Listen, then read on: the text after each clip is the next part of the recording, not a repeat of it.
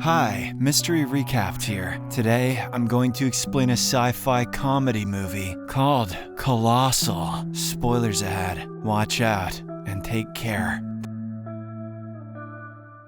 The movie opens on a seemingly normal night in Seoul. A young girl is anxiously looking around a public park for her favorite doll that she had forgotten to take a few hours ago. She luckily finds it lying on the grass and informs her mother about it. This is when the night turns from normal to really weird. As the girl and her mother are about to return home, they notice a colossal monster walking between the nearby buildings. The girl screams in horror, and the monster turns around, absent-mindedly looking at her general direction. The scene abruptly shifts to 25 years later as a down-on-her-luck and out-of-work writer, Gloria, returns to her boyfriend's apartment in New York. She sheepishly enters through the front door, looking extremely shabby and hungover. That is because she has been partying and drinking all night long. However, her boyfriend, Tim, who has seen her alcohol-fueled night outs all too often, puts the gauntlet down. He plainly tells her that she's an out-of-control mess and gestures to the bedroom where all of her things are already neatly packed away. Tim then heads to work after telling her that she'd better be gone by the time he returns. With nowhere to go and no one to rely on, Gloria is forced to return to her childhood home in Mainhead, New Hampshire. Her parents have already passed away, and the house is empty, with not even a single piece of furniture around. Hence, Gloria is forced to sleep on the floor for the night. Gloria is such an alcoholic that she doesn't know you can sell houses. Early the next morning, she heads to a local store and buys an air mattress. She is dragging it home when a truck pulls up right next to her. To her utter surprise, it's her childhood friend Oscar, who is extremely delighted to see her back in town. He gives her a lift, and they end up hanging out at Oscar's bar, which he inherited from his father. Gloria is unnerved by the amount of alcohol on display, as she's trying to abstain from drinking. As they are chatting away, it takes a lot of mental strength to keep her mind off of alcohol, and she begins scratching the top of her head mindlessly. Seeing this, a bemused Oscar asks what she's doing, to which Gloria replies that it's a nervous tic. Eventually, she ends up downing a few bottles of beer along with Oscar and his friends. He tells his buddies Garth and Joel that back in elementary school, Gloria would always win the annual short story writing competition, while he would always end up in second place. This seems like an innocent, nostalgic observation, but deep down, Oscar seems to have some sort of an inferiority complex. Things get slightly awkward when he goes to get another beer and returns only to see a drunk Joel trying to kiss Gloria. Oscar freaks out, grabs his keys, and leaves in a hurry. A tipsy Gloria then has to lug her mattress back home. On the way, she drags it through her old elementary school playground. She eventually manages to make it home by late morning and immediately dozes off on her new mattress. A few hours later, Gloria wakes up to a phone call from her sister, who tells her that the city of Seoul suffered a monster attack in the night. A confused Gloria quickly pulls up the news articles on her laptop. Sure enough, there's footage of a giant monster appearing in Seoul for a few seconds before disappearing again. She calls her boyfriend Tim, but he inquires why she's hearing about it now when the attack happened 9 hours ago. Gloria tries to evade the question, but Tim figures out that it's because she was drinking all night and begs her to seek professional help for alcoholism. Contrary to that suggestion, Gloria is out drinking again, and late at night, she ends up falling asleep on a bench at the elementary school playground. The very next morning, around 8 a.m., she gets up and tries to call Tim. The latter picks up, but when he realizes that Gloria is still intoxicated, he hangs up. That afternoon, Oscar brings her an old TV, and they drag it into the empty living room. He then informs her that the monster attacked Seoul again last night, but instead of walking around like the previous night, it just stood in one place and made weird hand gestures. Godzilla has learned sign language. It is also revealed that the monster always materializes at the same time, 8:05 a.m. Nonetheless, Oscar shifts the topic and offers her a job at the bar while she's in town. Gloria, who has nothing else to do, accepts it and thanks him for being so kind to her. As the two friends hug, Gloria notices something weird in Oscar's pants and on the television. News footage shows the monster scratching its head exactly the same way that she does when she's nervous. This continues to eat her from within as that night, while working at the bar, Gloria sees more footage of the attack. She can't help but but notice that the monster looks as if it was on a phone, just like she was around 8 a.m. last morning. Once she is back home, Gloria looks up more footage on that monster. She notices that in the first sighting it looked like it was lugging something along on its shoulder. This is identical to the way Gloria did when she took her mattress home. As days pass by, she starts getting more and more anxious. Gloria spends days formulating her theories, charting maps of Seoul and the monster's movements. One day, with a map in hand and entirely sober, she heads to the elementary school playground and steps inside at exactly 8:05 a.m. She doesn't move forward. Instead, she raises her arms above her head before rushing back home. Once Gloria is in her living room, she turns on the TV and sure enough, the creature has made another appearance in Seoul. This time, it didn't destroy any buildings. It just stood there and raised its arms over its head, exactly like Gloria did. This puts it beyond any doubt that she's the monster that's been terrorizing Seoul. That night, after work, Gloria impulsively decides to reveal her newfound secret to her friends at the bar. She makes the group drive down to the playground and pull out a live feed of Seoul. They then watch the live stream while she steps into the playground and starts to dance. Sure enough, the monster appears in Seoul, mimicking her movements. Suddenly, 2 NATO attack helicopters arrive at the monster's location and fire missiles. Gloria can simultaneously feel a strong stinging sensation on her body back in New Hampshire. However, in her drunken stupor, she punches the air around her, which destroys one of the helicopters back in Seoul. Gloria immediately realizes that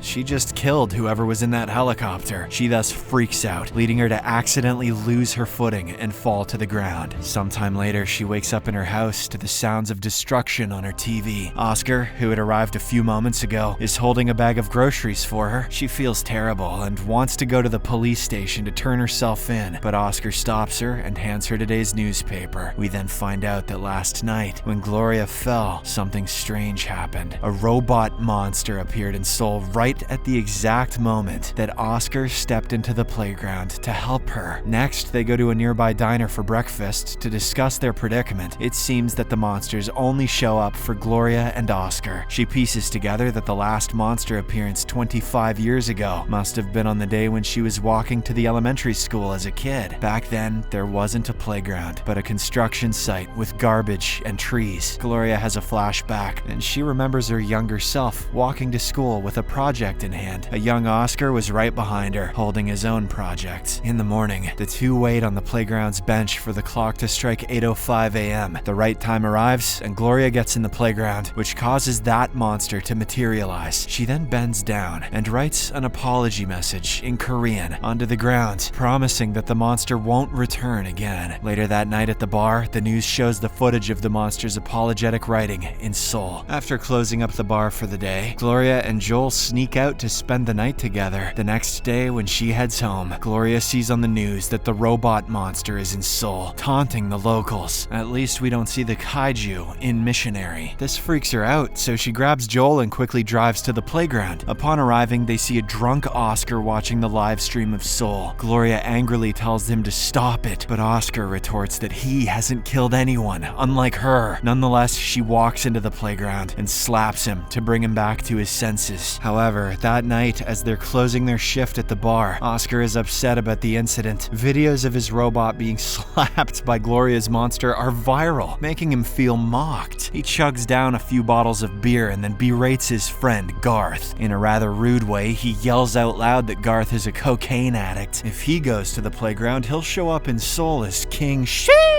Dora, and then bosses Gloria around. It is also revealed that Gloria hasn't been drinking for a few days now, as she is scared that she'll end up drunk in the playground. Oscar takes this as a personal attack, so he puts down a beer and tells her that if she doesn't drink it, he'll take a walk through the playground later. However, the plan doesn't work, as Gloria takes that drink and pours it on the floor. Seconds later, Oscar gets into his truck and goes to the playground. Gloria tries to stop him, but he yells back and drives away. This prompts her to chase him on foot, and they both end up in the playground at 8:05. Once there, she punches him, and they get into a scuffle. An enraged Gloria shouts that she is quitting her job at the bar, but Oscar pushes her down and threatens her to come back the next day. If she doesn't, he'll destroy a whole neighborhood full of innocent people. Oh, this movie is an analogy for being an asshole. Sometime later, an exhausted Gloria is trying to sleep in her home when she begins to have flashbacks. She remembers remembers what she was doing that day 25 years ago when that monster first showed up. Turns out she was walking to school with a cardboard model of Seoul in her hands until it flew away in a gust of wind. A little Oscar, who was right with her, then climbed a fence into a construction site after her model. But her train of thought is interrupted by Joel, who arrives on her doorstep with a truckload of furniture. He claims that these are from Oscar, who is sorry for what happened the night before. Gloria doesn't know what to make of this, so she runs to Oscar's house to demand an explanation. However, he apologizes for hurting her and starts crying. He asks to be friends with her again, and she accepts, as long as he stops drinking late at night. The surprises don't end there for Gloria, as she receives a call from Tim as soon as he gets back home. Turns out he is staying at a nearby inn and wants to meet her. So, shortly afterwards, Gloria takes him to the bar where he meets Oscar, but Tim instantly becomes jealous as he doesn't like his girlfriend hanging out with other men. On the other hand, Oscar also starts acting weird. He asks Tim what would be the most irresponsible thing to do in a bar. Tim doesn't really know the answer, and so Oscar pulls out a huge firecracker from the back. He lights it up, and as the customers run away, the firecracker explodes. Smoke soon fills the bar, chairs are set on fire, and several things shatter. But luckily, no one is injured. Although everyone watching is stunned as to why Oscar would do such an irresponsible thing, they don't realize that he did all of this to show Tim how crazy he can be if things don't go his way. A shocked Tim then grabs Gloria's hand and tries to make her leave, but she refuses. She knows that if she doesn't stick with Oscar, he'll use his giant robot to destroy Seoul. So Tim drops an ultimatum, stating that he's leaving town tomorrow at midday and hopes that she'll be with him. The nightmare has just started for Gloria, as when she goes home after her shift, she finds a drunk Oscar waiting for her. She tells him to get out, but he refuses, explaining that he's there to make sure that she doesn't leave town with Tim. Unsure of what to do, Gloria scratches her head anxiously. This seems to activate her childhood memories, and she recalls more about that day 25 years ago. We find out that when Oscar climbed the fence to retrieve the miniature replica of Seoul, Gloria sneakily followed him into the site. She watched in horror as Oscar pulled her project down and crushed it. The young Gloria was enraged, and her anger somehow attracted a lightning strike to the area, causing blood to stream from her forehead. The lightning also affected Oscar, and they both fell unconscious. He was holding a toy robot, while she had a little toy monster. Both toys look exactly like the monsters that appeared in Seoul. Neither of them, though, was carrying a Tickle Me Elmo. Thank fuck.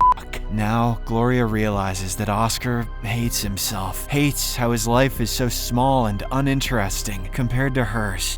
What does she do? She thus confronts Oscar and then proceeds to call Tim. Simultaneously, they hear alarms ringing on the TV, and both of them realize that it'll soon be 8:05. Oscar rushes for the door, but Gloria strikes him over the head with a chair. This enrages him, and he charges at her with a piece of wood, but she retaliates by making a bookshelf fall on him. Despite all this, Oscar makes a run for it. He leaps from the upstairs window, down to the pool, and into the streets. A chase then ensues, and they both reach the playground shortly afterwards. Unfortunately, Oscar punches Gloria so hard that she falls to the floor and is unable to stop him from destroying an entire neighborhood in Seoul. Defeated and injured, Gloria returns home and crawls into bed. She sees that the maps of Seoul and the playground, which she drew a few weeks ago, have turned upside down. This gives her an idea, so she immediately packs a bag and rushes to the airport. A few hours later, Oscar notices her absence, but he heads to the playground and chugs down several bottles of beer. The scene abruptly shifts, and we see that Gloria has reached Seoul. Soon, the alarms ring, signaling that it's time for monsters to make an appearance. Back in New Hampshire, Oscar steps onto the playground, beginning his robot rampage in Seoul. Korean civilians scatter from this giant robot, but Gloria walks closer to it. Back on the playground, Oscar suddenly hears a distant rumbling as Gloria walks closer to the robot. In a shocking twist, her monster has appeared in her hometown, right in front of Oscar. He tries to run, but Gloria rushes forward and gets a hold of Oscar. As a result, his giant robot monster floats as if it's being picked up by invisible hands. Realizing that there is nowhere to run, Oscar begs to be put down, but Gloria's monster yeets his ass. This causes the robot monster in Seoul to be thrown thousands of feet away. The citizens of Korea rejoice, believing that the robot is now dead and won't harm them anymore. The movie ends as Gloria steps into a Korean bar and asks the bartender if she'd like to hear an amazing story. Subscribe for more videos like this, turn on notifications, and leave a like to help the channel out. Thank you for watching.